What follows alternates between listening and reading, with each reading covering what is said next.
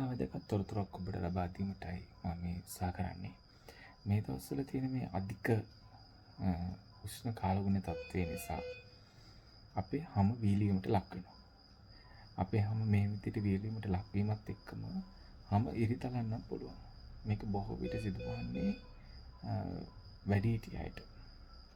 මේ හැම ඉරිතලීම සහ වියලීම නිසා ඒ හැම තුලින් විෂ බීජ ශරීරගත වෙන්න පුළුවන්.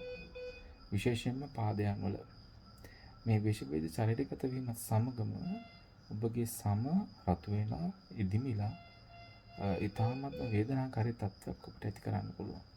මේ තත්ත්වය ඔබට ඇත්තටම gedara ඉඳලා පාලනය කරගන්න බෑ. ඒ නිසා රෝගවලට එන්න වෙනවා.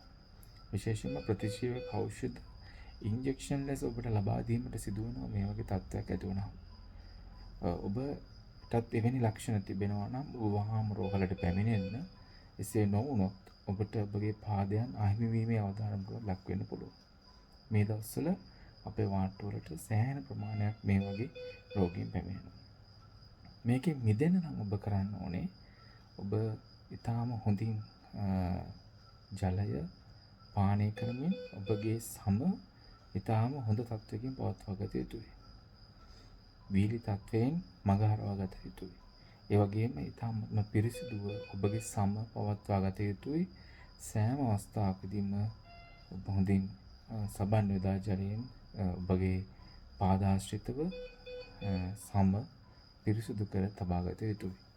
එසේ නොවුනොත් ඔබ මේ අවස්ථාවට ගොදුරු වීමේ අවදානම තිබෙනවා.